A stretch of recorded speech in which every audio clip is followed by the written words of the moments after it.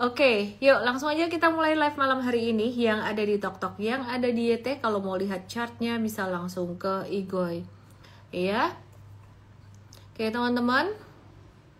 Perhatikan di sini ya. Perhatikan di sini, wah ini disco ini.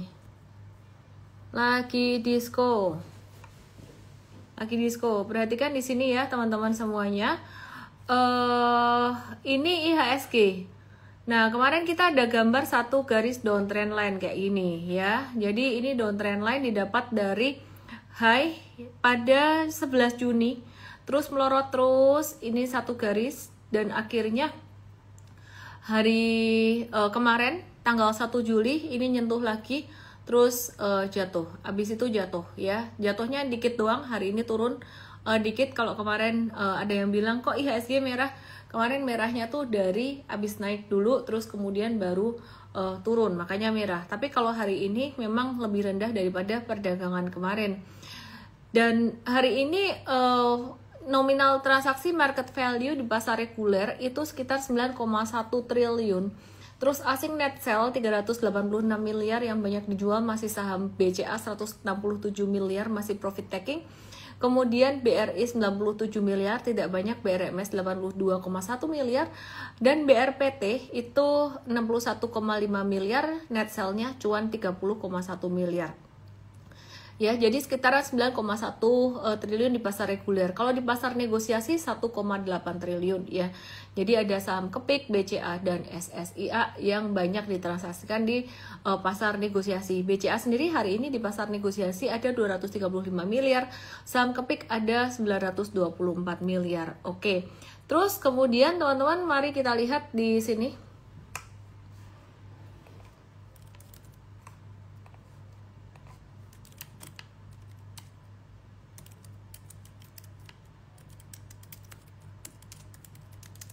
Oke, perhatikan di sini ya, teman-teman ya. Ini kemarin kita waktu bahas IHSG mantul, kalau kalian ngikutin live aku terus, kita ada bahas bahwa pantulan IHSG ini sifatnya temporer. Pantulan yang dimaksud adalah kenaikan dari 23 Juni sampai dengan tanggal 1 Juli. Buat teman-teman yang di TokTok di YT mungkin bingung kenapa, karena nggak ada gambarnya. Tapi kalau kalian ngelihat di Igoy aku ini kelihatan jelas banget ya yang aku maksud ya. Nah, terus path berikutnya gimana? Kemarin kita memperkirakan path-nya tuh dia bakalan bisa turun sampai ke level 6801. Mungkin ada pantulan sedikit dan abis itu entah kemana. Jadi kalau perkiraan aku ya, ini sebenarnya dia masih konsolidasi atau sideways tuh nunggu 9 Juli.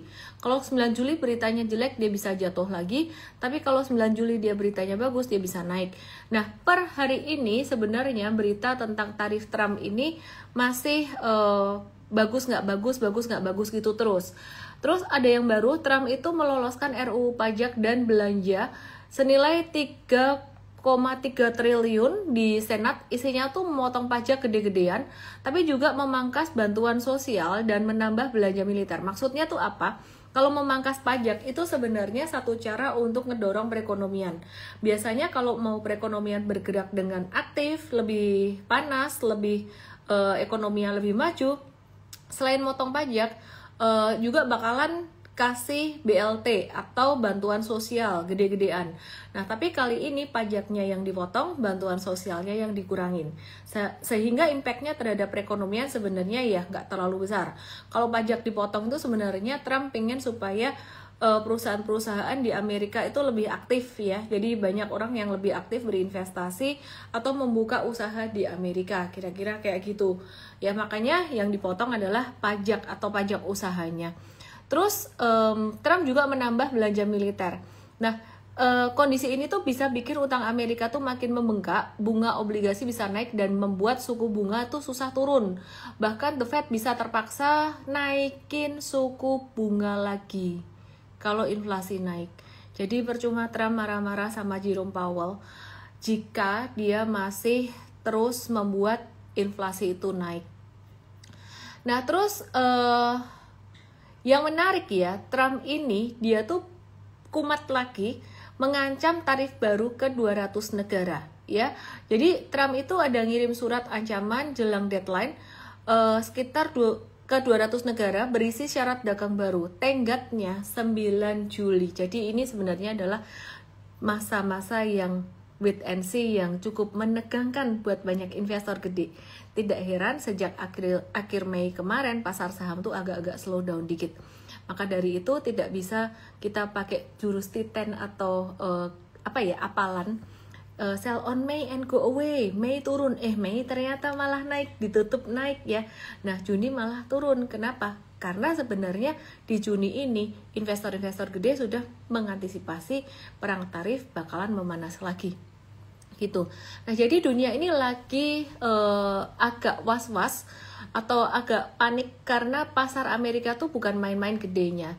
Nah, terus bungkusannya tuh diplomatis tapi sebenarnya isinya tuh tekanan. Dimana Trump itu nyebut surat itu sebagai kehormatan besar tapi isinya jelas ancaman. Nah, kalau mau tetap ekspor ke Amerika itu harus ngikutin syaratnya Amerika gitu loh. Kalau gagal memenuhi sanksi ekonomi adalah tarif yang lebih tinggi.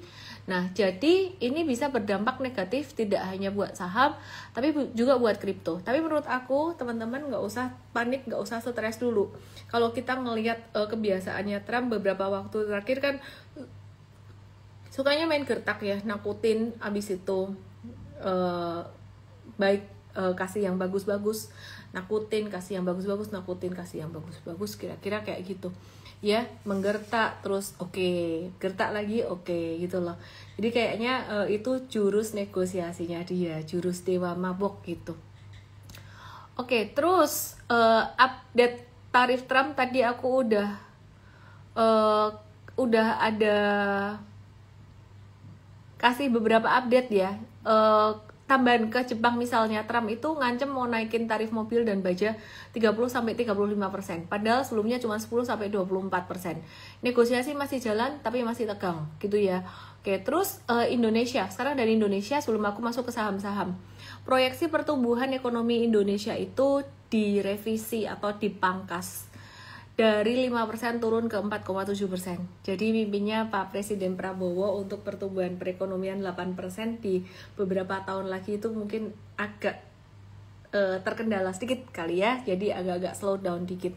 Jadi kenapa turun? Menurut Menteri Keuangan kita, Ibu Sri Mulyani, ekonomi di Indonesia semester 2 2025 ini bakalan berpotensi sedikit melambat gitu. Jadi total setahun penuh pun kemungkinan hanya akan mentok di level 4,7-5% doang dari yang sebelumnya diperkirakan 5,2% gitu ya.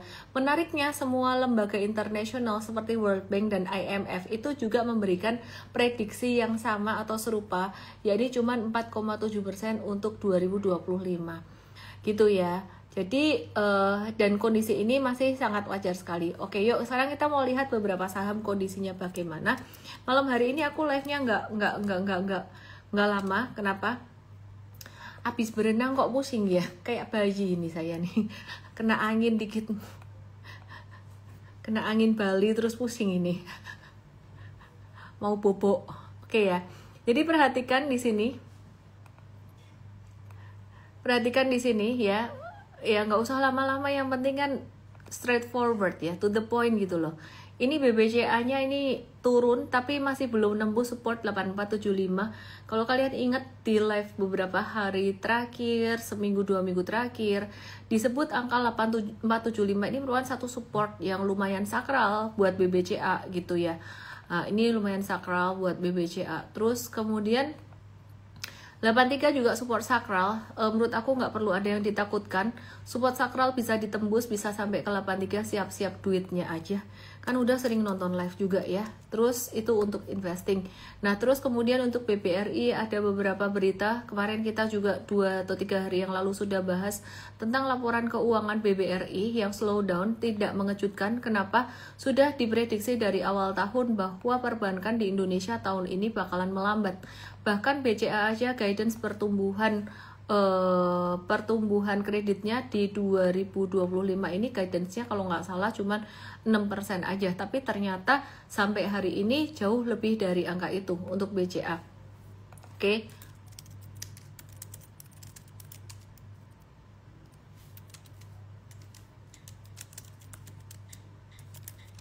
Terus kemudian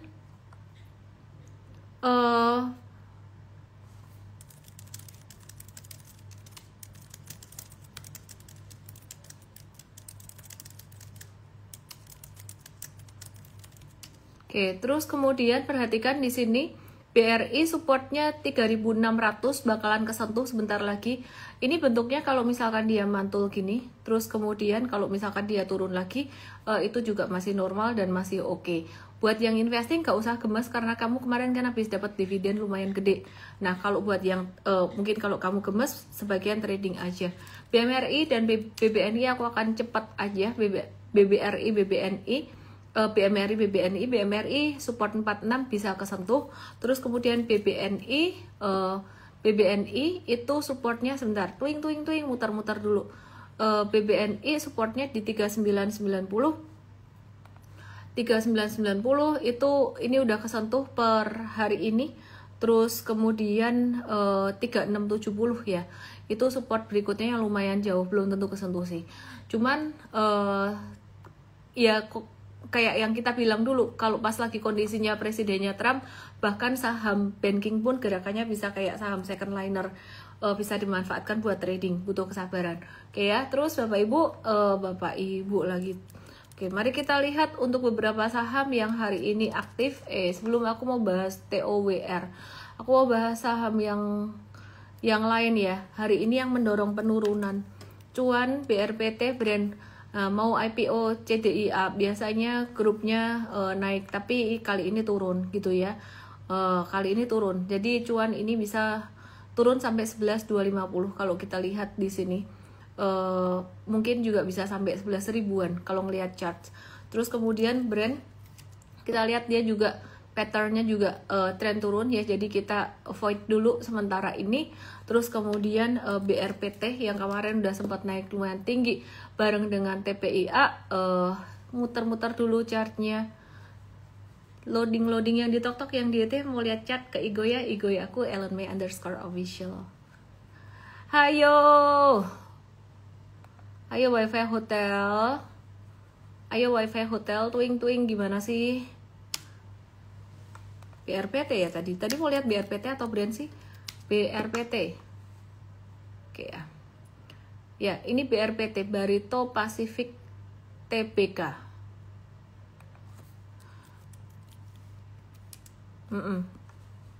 Ayo nak. Oke. Barito Pacific Tbk.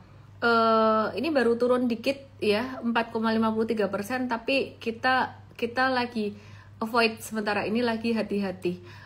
Ya, jadi nggak tahu nih kenapa turun, apa duitnya buat ke CDI, nggak tahu deh, kata orang mungkin begitu, tapi bukan kata saya ya, nggak boleh sotoy. Oke, terus kemudian kita lihat untuk Indonesia hari ini saham-sahamnya banyak yang stagnan ya. Kita lihat yang gerak aktif cuman TOWR. Nih, lihat nih, TOWR tiba-tiba ngacir kencang banget ya. TOWR nih mau ada apa? TOWR. Teman-teman yang di TokTok, yang di YT, lihat ke sini. Saham ini TOWR mau right issue 8,1 miliar di harga Rp680. Nah, 680 tuh di atas banget gitu ya. Di atas banget. Terus TOWR right issue-nya di harga tinggi. Rencananya bakalan jualan saham baru sebanyak 8,1 miliar lembar di harga 680 per saham kan ya, right issue. Padahal harga pasarnya tuh di 550 alias lebih mahal 23,6% gitu. Wah, ini yang membeli yang ada, ini kan udah ada standby buyer. Nah, standby buyernya tuh sampai kok mau ya beli di harga di atas harga pasar. Kenapa ya nggak beli aja di market? Di market kan lebih murah, apalagi ini kan pasar publik ya. Kenapa nggak beli aja di market ya? Maka dari itu sahamnya hari ini ikutan naik ya. Oke, terus tanggal penting right issue TOWR, CAMDET dan XDET di pasar reguler 8 dan 9 Juli, CAMDET dan XDET di pasar tunai 10 dan 11 Juli. Biasanya kalau right issue efeknya adalah dilusi negatif ke harga saham atau dilusi negatif ke pemegang saham sebenarnya. Jadi misalkan kamu punya saham ini, terus kemudian dia right issue atau menerbitkan saham baru, maka pas kamu dapat dividen, biasanya dapatnya tuh sekian, penghitungan dividen per share-nya itu loh, itu yang bisa menjadi makin kecil. Nangkep nggak sih? Misalkan jumlah sahamnya 1 juta gitu ya. Jadi laba dibagi 1 juta. Oke, laba yang mau dibagikan ke pemegang saham atau dividen ya, dibagi 1 juta. Terus kemudian kalau misalnya ada right issue 1 juta lembar saham lagi, jadi total saham 2 juta. Maka dengan laba yang sama yang mau dibagiin tadi, kalau dibagi 1 juta kan lebih banyak ya, kalau dibagi 2 juta kan jadinya lebih sedikit ya, jadi dividen per share-nya jadi lebih sedikit gitu. Kalau dividen per share-nya lebih sedikit, maka yang diterima investor retail atau dividen yield-nya juga lebih sedikit gitu, kira-kira kayak gitu. Makanya kalau misalkan punya satu saham, kalau buat untuk tujuan investasi jangka panjang, kalau gak nebus rate-nya itu jadi terdilusi negatif. Itu untuk cerita tentang right issue secara umum. Kira-kira seperti itu. Untuk TOWR sendiri secara teknikal hari ini rebound, breakout, dan M-Trade ada speculative buy on breakout. Terus jumlah lowongan kerja Amerika naik bertambah 374.000. Jadi angka yang tertinggi sejak November 2022, menunjukkan pasar tenaga kerja Amerika masih positif dan bisa bikin inflasi sedikit naik ya. Jadi itu udah pasangannya, oke ya. Terus masih dari grup Jarum, TOWR kan tadi dari grup Jarum ya. Masih dari grup Jarum yang habis beli Heal itu apa sih? Ya, habis beli Heal tuh Medicaloka Hermina ya. Jadi chartnya lagi uptrend tapi liquidity-nya agak kurang. Ada kabar lagi, grup Jarum tuh lagi tender offer saham Data. Iforte itu anak usahanya TOWR, itu mau beli lagi saham Data lewat tender offer ya. Jadi Data tuh Remala Abadi TBK gitu. Jadi apakah saham ini bisa di watch atau enggak? Kalau aku lebih ngampatin TOWR-nya. Liquidity-nya agak-agak kurang di sini. Oke ya. Terus kemudian mau update beberapa saham komoditas yang beberapa hari kemarin kita lihat menarik. Salah satunya adalah ADMR. Ini tadi kena stop loss. Jadi kalau ada stop loss dibahas juga, enggak yang stop lossnya nggak dibahas gitu ya. Jadi ini ada stop loss kita tetap bahas karena apa? Stop loss itu tidak tabu. Hari ini jatuh dengan volume transaksi yang lumayan meskipun tidak sebesar tanggal 19 Mei. Ya ini kena stop loss ini ADMR. Loh tapi kan kena support, ini ada MA 100, iya sih support mah ada terus gitu loh. Tapi kalau kena supportnya, maksud saya ya kena support pas ngekor kayak gitu itu boleh, tapi ngekor doang gitu ya, atau jatuhnya dikit, volumenya kecil, tahan dikit gitu nggak apa-apa. Cuman kalau kena supportnya modelan yang kayak gini, ini kita memilih untuk jauh dulu sih gitu. Dan teman-teman ketika teman-teman trading, money managementnya diatur supaya jangan pakai perasaan kalau lagi PD digedein ya. Kayak ADMR ini kan aku termasuk waktu itu seneng ya patternnya. Jadi ini anak tangga 1, 2, 3 pas di atas 985. Tapi aku mencoba untuk disiplin dengan money management yang aku pakai untuk trading seperti yang aku ajarkan di M-Trade, yaitu money management yang sebarannya tuh sama gitu untuk trading. Jadi nggak kalau confident banyak, kalau nggak confident dikit. Jadi pas dia jatuh di sini ya nggak sakit hati. Kenapa? Ya cut loss, tadi aku juga cut loss gitu ya, nggak sakit hati. Gedean mana sih antara investing atau trading? Aku kalau pas marketnya lagi crash, saham big banks lagi jatuh gede, jatuhnya gede-gedean, itu aku lebih banyak masuk untuk investing. Tapi kalau big banks-nya udah naik tinggi atau udah slow melo-melo, itu aku lebih banyak untuk trading. Karena kalau pas kondisi kayak gitu, marketnya lagi uptrend, ya lebih banyak untuk trading. Kira-kira kayak gitu. Yang di tok-tok yang di ET bisa ke Igoy untuk bisa lihat charts-nya. Nah, teman-teman, saham di Indo hari ini tuh agak slow melo-melo. Aku mau kasih lihat dikit nih ya. Kita tuh lagi mengamati beberapa US stocks ya, dan US stocks itu sebenarnya sangat saat ini tuh sangat gampang banget terjangkau di Indonesia. Ini beberapa sahamnya pilihannya tuh justru lebih banyak gitu loh, bukan cuma kayak beberapa saham Indo kalau marketnya lagi sepi terus kita maksain beli. Ini contoh ini disclaimer ya, it's not a buy sell recommendation, tapi kita mulai ngelihat ada beberapa saham yang mulai breakout dari sideways-nya dari stage 1 menuju stage 2. Ini contohnya United Health Group, terus kemudian ada Merck and Company, beberapa saham dari sektor kesehatan ya. Ini juga mulai ada tanda-tanda akumulasi di 27 Juni kemarin, dan di 1 Juli itu mulai ada tanda akumulasi pembalikan arah dari tren turun menuju tren naik. Nah, ini bisa diperhatikan terutama untuk M-traders yang udah ngerti ilmu M-trade, itu bisa dipakai banget ilmu M-trade-nya untuk market ini. Kemudian ini ada mRNA, bukan si Mirna tapi Moderna. Jadi ini perusahaan-perusahaan dari sektor kesehatan. Kita lagi watch dari sektor kesehatannya US. Perhatikan ini seret ya. Ini ya potensial breakout dari level 28 ya. Jadi ini teman-teman bisa wait and see di situ. It's not a buy sell recommendation, tapi kita ngelihat dia tuh tadinya trennya turun banget, dan ini udah mulai ada tanda-tanda kok mulai dia muntuk-muntuk, mulai mau naik ya, nyusul saham-saham sektor teknologi yang sudah naik duluan. Terus kemudian KSS, Kohl's Corporation ya, jadi ini juga sama dari downtrend, kemudian ini patternnya kelihatan banget. Ini pattern reversalnya kelihatan banget, ketahan di 9,48an atau 9,5an. Ini bisa banget dipantau atau di watch. Nah, terus kemudian di sini ada Dow. Nah, ini juga sama, beberapa saham US stocks yang lagi di stage satunya atau lagi manasin mesin. Ya, lagi manasin mesin. Beda kalau di Indonesia saham-saham komoditinya udah agak ketinggian. Kalau di US saham teknologinya udah ketinggian gitu. Jadi ini kita ngelihat saham-saham dari sektor kesehatan. Beberapa saham Amerika dari sektor kesehatan. Terus LUMN ini juga sama. Nih lihat nih, yang ngerti charts baca pakai metode super trader kelihatan banget. Ini ini stage 4 di sini pas turun, yang di tok-tok yang di YT lihat ke Igoy aku. Nah, kemudian ini dia mulai stage 1 di sini. Terus kemudian Inno trading US stocks, di mana aku share di Igoy channel aku ya, nanti atau besok pagi aku share di Igoy channel aku ya. Oke.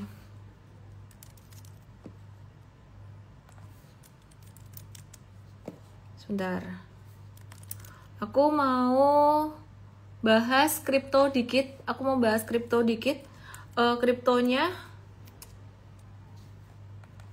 Kripto tuh gerakannya mirip kayak saham sebenarnya. Abis ini aku mau bahas gold ya. Oke, perhatiin di sini, ini kriptonya lagi sideways juga kayak gini, ketahan. Saham ketahan pergerakannya sideways, kripto juga sideways. Ini Bitcoin dia sideways juga. Terus kalau teman-teman mau belajar tentang kripto, follow Cryptofolio ID, Cryptofolio CRYPTO FOLIO. Itu ada berita-berita kripto, sentimen-sentimen kripto yang teman-teman bisa pelajari. Jadi kalau aku ngeliat tadi Bitcoin lagi sideways, Ethereum juga lagi sideways. Terus aku mau bahas emas XAU. Nah, ini plus minus ya. Ada teman saya tuh suka banget dia tradingnya trading sideways.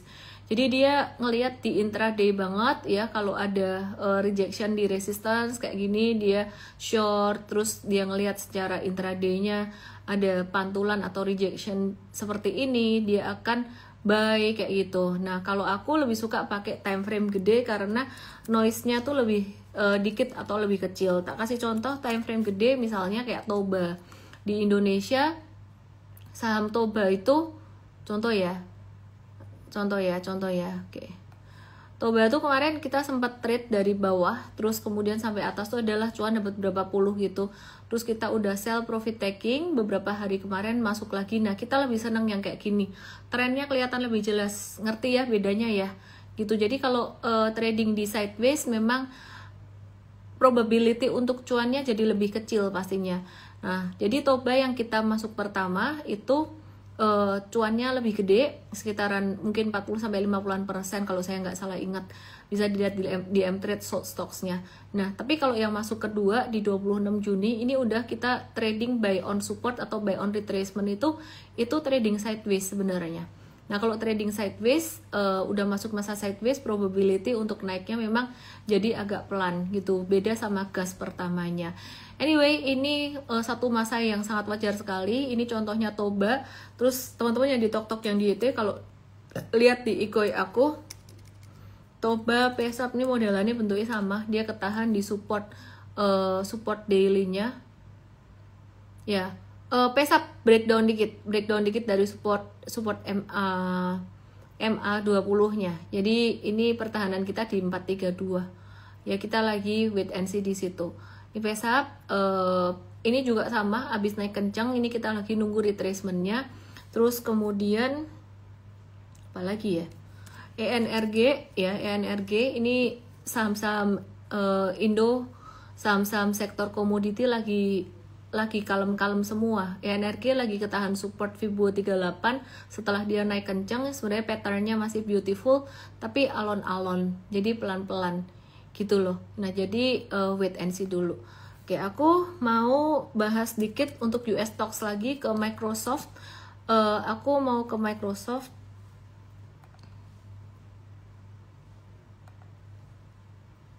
Ya, jadi Microsoft ini kabarnya PHK hingga 9.000 karyawan. Ya, jadi sekitar 4% atau sekitar 9.100 karyawannya. Nah, kalau benar ini bakalan jadi gelombang PHK terbesar sejak tahun 2023. Dan ini dia, kalau aku ngelihat ya, ini udah ketinggian, jangan dikejar. Nah, jadi lebih memilih saham-saham dari sektor kesehatan itu tadi. Perhatiin, ini aku mau bandingin kalau sektor teknologi bentuknya udah naik sekencang ini di US stocks, buat saham-saham sektor kesehatan tuh baru di sini, di awal di sini gitu. Nah, jadi teman-teman gimana caranya ngebaca pattern, ngebaca cycle kayak gini? Kalian bisa pelajari di mTradeStart hari Sabtu nanti, itu Kreatong gratis. Bisa DM aku mTradeStart. Besok tuh mTradeStartnya episode 2, jadi trade anything made easy, bisa untuk kripto dan sebagainya gitu. Nah, jadi crypto US stocks bisa tanggal 5 Juli jam 10 pagi ya, jam 10 pagi. Daftarnya DM aku mTradeStart, EMTRADESTART. Terus buat teman-teman yang mau join mTrade Academy 1 tahun, ini kayaknya lagi ada promo lumayan ya. Jadi DM aku aja, kodenya apa tuh? Bentar aku cek dulu. Promonya apa sih? Oh, celebrating 500k followers. Igoy mTrade Academy, Igoy saya, Igoy Elon May official dirayaannya di mTrade Academy, diskon 55%. Oke, sukses diskon Vaganza ya.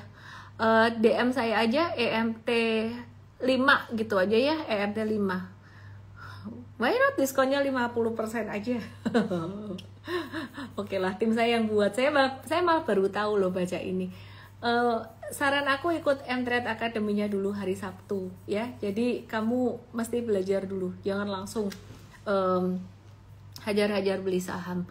Yang ikut mTrade harus selesaikan mTrade Academy dulu ya. Oke, gitu aja aku ngoceh malam hari ini. Aku mau baca komen-komen. Lagi di rumah kah? Kasih lihat Ara dong. Enggak, nih lagi di Bali. Udah lama nggak muncul. Ara di Solo. Tadi saya keluar pakai broker apa, ntar aku kasih tahu di ini ya, Igoy channel aku.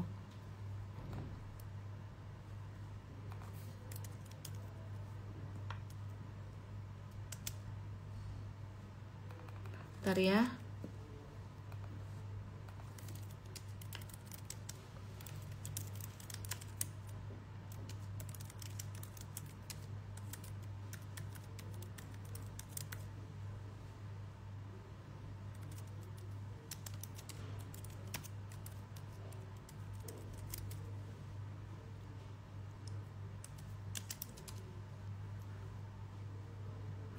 STV with 08 ADMR bisa naik lagi, Miss. Aduh, aku kalau udah stop loss gak tak pikirin lagi.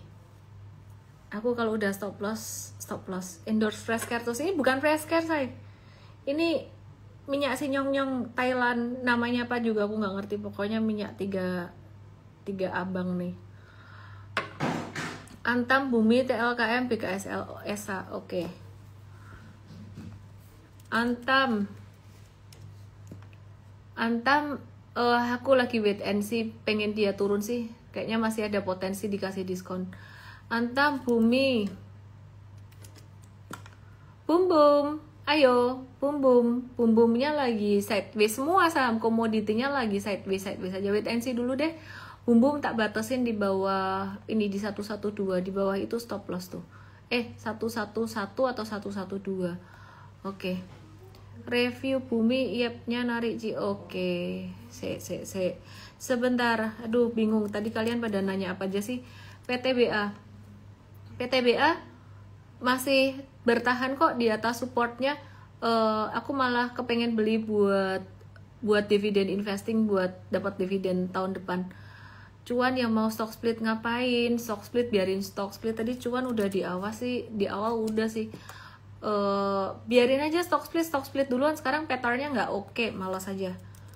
ESA PTBA Tin ESA nggak ada perubahan, masih dekat support 560 dan volumenya juga masih kecil. Intinya masih slow melo, nggak ada perubahan. Saham-saham sektor komoditi masih kalem-kalem aja. Terus ESA tuh gini loh, tak kasih tahu supportnya tuh di sini ada 2 kan ya. Ini udah tak bahas 2 kali. Mungkin aku ngebahasnya di morning briefing and trade kali ya, makanya kalian ini. Jadi di 560 sama 510. Kalau 510 tuh toleransi terakhir kalau misalkan belum stop loss gitu. MBMA kemarin naik ya. M-Trade udah siap-siap mau profit taking. Ini ada di sini jangka pendek atau menengah nih ya, M-Trade ya. Udah siap-siap mau profit taking, cuman patternnya sampai per hari ini masih menarik. Jadi kalau ada retracement lagi bisa buat tektokan lagi gitu. Padahal batu bara dunia naik, Indo gak laku ya. Bukan sih masalahnya, bukan masalah harga batu baranya. Harga saham itu kan agak beda dengan harga komoditas secara langsung ya, gitu loh. Demand supply komoditas versus supply and demand harga saham beda ya. Meskipun fundamental juga pastinya akan tercermin ke harga saham, tapi pergerakan jangka pendek itu kadang-kadang nggak selalu mencerminkan fundamental. Muter-muter terus, koneksi internetku lama sekali. Ini rebutan sama anakku apa ya? Internet di hotel. Medco wait and see dulu aja, Bu Yan Linfang. Nanya apa sih MBMA ya? Wait and see dulu, ini diskon yang kita nanti setelah dia naik kencang banget, kita lagi nungguin diskonnya Medco. Kita masukin ke watchlist sih, Medco ini kita masukin watchlist ya, jadi sampai level 1200. Oke, terus apalagi ya? BRMS, Bu Yan Linfang.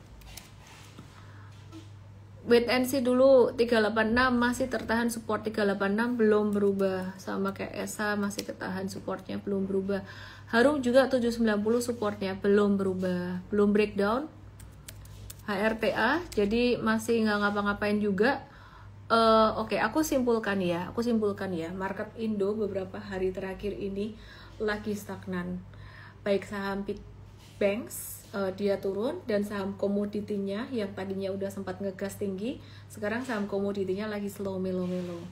Dan itu sangat wajar sekali, mengingat tarif resiprokal ini ada kemungkinan bakalan dihentikan pausingnya. Jadi 9 Juli kemungkinan Trump bakalan galak lagi gitu.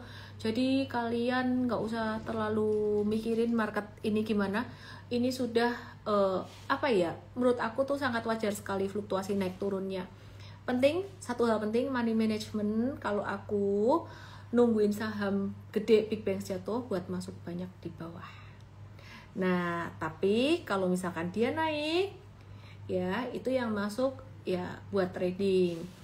Oke, kalau buat semuanya secara umum, baiknya investing sama trading gedean mana? Portfolio Pinnacle, M-Trade. Itu krusial. Di bawah investing, cash dan setara cash dulu, baru kemudian investing. Nah, baru di atasnya itu trading. Segitiga di atas nih money management untuk trading. Paham ya? Dengan cara seperti itu kamu ngelindungi modalmu dan portfoliomu. Gitu ya. Kalau Bitcoinnya udah up 99%, rotasi ke big banks kah? Menurutku enggak. Menurutku siklusnya Bitcoin sama saham big banks kurang lebih mirip-mirip ya. Ya enggak persis plek, tapi kalau pas saham rally, kripto juga rally. Jadi dibagi aja.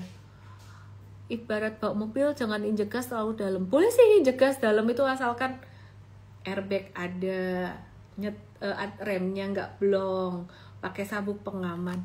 Miss coba bahas koin di Nasdaq. Oke. Nike please Kak. Oke.